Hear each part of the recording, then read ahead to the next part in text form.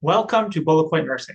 My name is Dr. Goldstein, and in this lecture, we're going to go through nephrology pharmacology. So we're going to go through mainly diuretics, but let's begin with a little bit of a pathophysiology review. A lot of this stuff is necessary to understand how these medications work, and plus a bunch of this is fair game to come up on your pharmacology exams. So let's begin with some basics. All of our blood enters into the nephrons of the kidney. We have over 1 million nephrons in each of our two kidneys. And as it enters the nephron, the body starts to get to work. The kidneys pull back into the body what it wants to keep, which is most of it, and whatever's left at the end of the nephron goes into the bladder as our urine. The pathway of the nephron is as follows. It goes from the glomerulus to the Bowman's capsule, to the PCT, which is the proximal convoluted tubule, to the loop of Henle, to the also called the nephron loop, to the distal convoluted tubule, to the collecting duct, to the bladder, and out in urine. Aldosterone is a hormone that increases sodium and water reabsorption back into the body. You need to understand one important concept. When we reabsorb sodium or glucose, for that matter, back into the body, water follows sodium. Water also follows sugar. So if we reabsorb sodium or sugar back into the body, water is going to follow. So aldosterone is a hormone that increases sodium back into the body, which means it increases water back into the body. This is going to be relevant in a few minutes when we talk about a drug that blocks aldosterone. ADH, or antidiuretic hormone, pulls water directly back into the body. Instead of this mechanism that it pulls the sodium and water follows sodium, ADH, antidiuretic hormone, pulls water straight out of the nephron right back into the body. Next, we have a few different labs that we use in nephrology. The main ones are BUN, creatinine, and GFR. BUN is blood urea nitrogen, how much of that is in our blood. Creatinine, how much of that is in our blood. Or GFR is the glomerular filtration rate. BUN and creatinine, we want to be low. If they are high, there's a problem with the kidneys. Sometimes it could be something as simple as dehydration, but in many other times, that's our indication of kidney issues. A high BUN or creatinine is an indication of kidney issues unless proven otherwise. Then we have GFR. GFR, we want it to be high, not low. When it comes down, that's when there's a problem. Now, it does come down progressively with age. In a healthy person, it's going to be much more elevated, and we discussed this extensively in our med-surg or adult health nephrology lecture. However, GFR does come down naturally with age, or it also comes down, obviously, if there's a problem with the kidneys, especially end-stage renal disease or ESRD.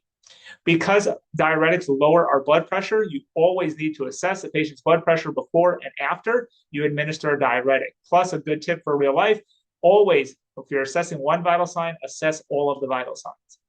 Finally, if a patient does have kidney disease, which is not really what we're talking about today, but if they do have kidney disease, also know the kidneys are responsible to produce renin, erythropoietin, calcitrol.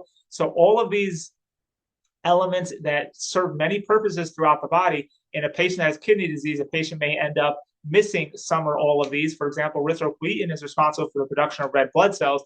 So a patient who has complete kidney failure, they're not going to have that production of erythropoietin at the proper level. They may very well end up anemic.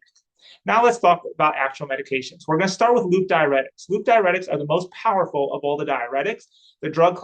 This drug class includes bumetanide, furosemide, torsemide. Very famously, Lasix is part of this. In layman's term, what patients understand, these are all called a water pill, as are most of the drugs in this video. The mechanism of action of these is it blocks sodium and chloride from coming back into the body. By blocking the sodium and chloride coming back into the body, the sodium and chloride head out to the bladder.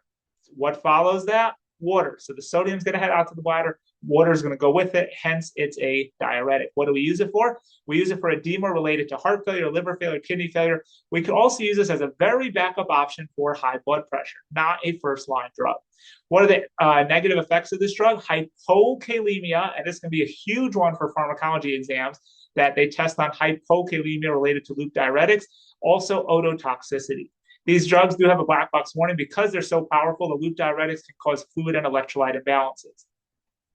Always educate your patient that they should not suddenly increase their sodium because this drug works by getting rid of sodium. If the patient's sitting there eating a bag of potato chips 4 times a day, that's going to undo the entire effect of this medication. Maybe not entire, but enough of it that you should tell them not to do it.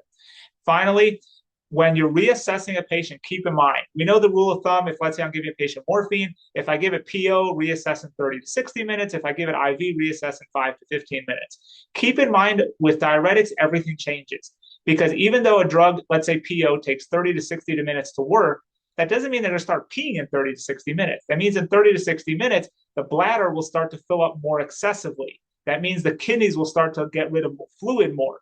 But by the time the patient's actually peeing, it could be a further delay than that, depending on the patient. But it can easily be 2 hours PO before you see something, even though we know medications work PO, usually 30 to 60 minutes. So just keep in mind, especially for test purposes, when you're reassessing a patient's, let's say, fluid output after giving them a diuretic, keep in mind the route, because if a medication, a diuretic starts to work within 30 minutes, they are not going to start peeing extra in 30 minutes. Next, we have thiazide diuretics. These are the most popular class of drugs and the most prescribed of all diuretics. However, that's because these are used for high blood pressure. So for high blood pressure, these are our go-to drugs. And they do the exact same thing. They work by blocking the sodium from coming back into the body. However, the whole difference between these and loop diuretics is where they work. Loop diuretics work in the loop of Henle. These drugs work in the distal convoluted tubule. They have the exact same mechanism of action, just in a different location in the nephron. So why is one more powerful than the other? The answer is simple. Because the loop of Henle is earlier in the process. Remember, we said blood comes into the nephron, urine leaves. So the closer you are to the beginning, the more you're dealing with rich blood. The more you are to the end, the more you're dealing with basically urine. How much effect can you really have with urine? Versus if you're working earlier on in the loop of Henle, the nephron loop, you still have a lot of impact. So when the loop diuretic says no to the sodium and potassium from coming back into the body, there's a lot more sodium and potassium there that can actually come in that it's blocking. Therefore, it has a more potent effect. Next, indications for this is hypertension and edema, but we by far use this mostly for hypertension. Negative effects, again, we have the hypokalemia. We can also have hyperglycemia, as well as dehydration and orthostatic hypotension. And again, same thing, tell the patient don't suddenly start to eat a ton of potato chips or some other salty food, not to pick on chips, that would counteract this medication.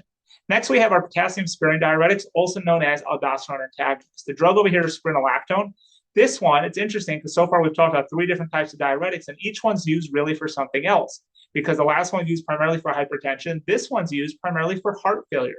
So spironolactone blocks aldosterone. Aldosterone, we said, increases sodium and water reabsorption. So this blocks sodium and water reabsorption, again, causing it to be diuresed.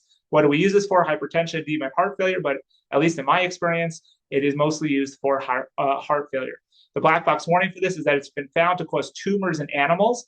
The negative effects of this include hyperkalemia. This is a classic. You're for sure going to see this on your nursing pharmacology exam when it comes to these drugs, the diuretics, because we love testing on spironolactone and hyperkalemia. It's right there in the name. It's a potassium-sparing diuretic, but the reason this becomes confusing is because the other 2 diuretics we just talked about both cause hypokalemia, whereas this one causes hyperkalemia. Just another note, because I've seen this in a bunch of test banks, when given with ACEs and ARBs, that even further increases the risk of hyperkalemia. However, yes, we can still give them together. We just need to be extra careful looking out for the hyperkalemia.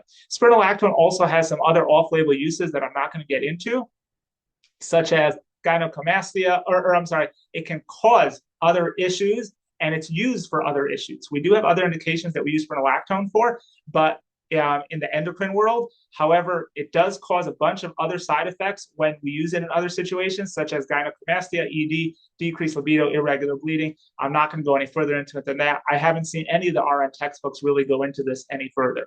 Next, we have our osmotic diuretic. The drug over here is mannitol. The mechanism of action is that it's active in the proximal convoluted tubule and the loop of Henle to pull water into the nephron using osmotic pressure. So it makes the fluid and mainly the fluid, it makes the fluid want to stay in the nephron and continue down that pathway all the way out to the bladder instead of letting it get pulled back into the body. That's how this one works. It's actually, again, this is another diuretic, but this one is used for a different reason primarily. This one is most commonly used to reduce intracranial pressure. It reduces intracranial pressure by impacting osmotic pressure. I'm not going to go further into it than that. It is relatively complex how it's used, but it is used for intracranial pressure, intracranial swelling, increased intracranial swelling, and it's used to get the swelling out of the brain, but it also does work in the kidneys by increasing osmotic pressure. It holds fluid in the nephron, not letting it go back into the body, thereby keeping it heading out towards the bladder. Next, we have ADH, or antidiuretic hormone. This is a drug that we discussed in the first few minutes of this lecture.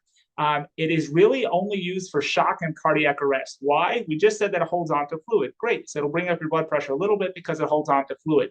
But the other thing it's used for is vasoconstriction. It is a massively powerful vasoconstrictor.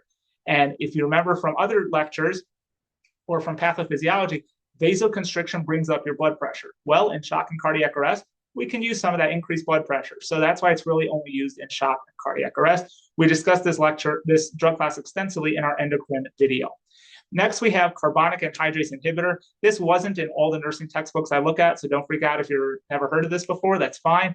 The mechanism of action of this drug is that it increased renal excretion of a bunch of different things, such as sodium, potassium, bicarbonate, water. It makes the kidney get rid of all of these. What is this one used for? Again, something totally different: glaucoma, edema, and acute mountain sickness. I haven't seen many test questions about this, but I did throw it in there because it was in one or two of the pharmacology textbooks. Let's go through a bunch of key points as we wrap up this lecture. First of all, when a patient is being prescribed a diuretic, give them a heads up. Hey, you're going to be peeing more.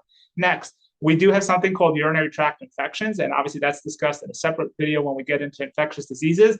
However, cranberry juice is something that's commonly used by people to self-medicate for a UTI. It is your responsibility to be very clear to your patients, and I discussed this also in the infectious disease lecture, if you've already seen that, and it is that the patient needs to understand that cranberry juice will help prevent them from getting a UTI. It does not treat a UTI. You need an antibiotic for that, or in many cases, the patient gets better on their own, but cranberry juice is not going to help once the patient has that.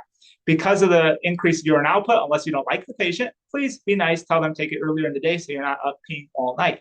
Normal urine output in an average healthy patient is going to be roughly 0.5 to 1 milliliters per kilogram per hour. So just do that math, and that's a normal urine output. You may need to know that. I wouldn't expect it on a nephrology pharmacology exam, but it is possible. Next, you need to monitor your output in all patients with kidney issues, in all patients taking diuretics, and I am also going to throw in there any patient having a hemodynamic issue such as shock. In all those cases, we're going to be monitoring the kidney issues.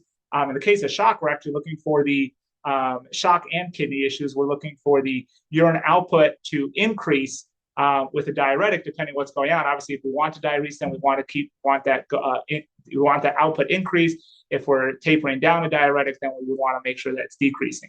I want to go over some terminology here. Frequency is the amount of times a patient goes to urinate. So if let's say a patient's going to pee out 500 mLs of urine and they go 10 times to pee out that 500, that would be frequency. They're going 10 times. Versus if a patient goes only 5 times, but each time they're peeing out 250 mLs, then over those 5 times, they peed out over 1,000 mLs of urine, even though they only went 5 times.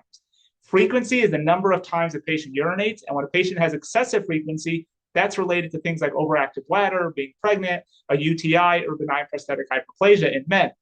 A patient having a lot of urine, not necessarily going a lot, but peeing a ton each time, or also going a lot, but polyuria is where you're peeing a lot, and that's more associated with diabetes and diabetes insipidus.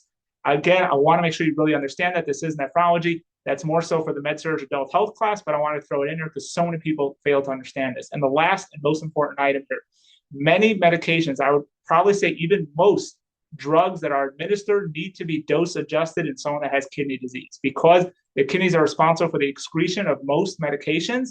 And if the kidneys are not working and not able to excrete the medication properly, the patient will need their dose lowered. Just another point, that is RN level material to know that. Finally, here's our references. If you have any questions, please reach out. Please subscribe to our channel, like our video, and have a great day.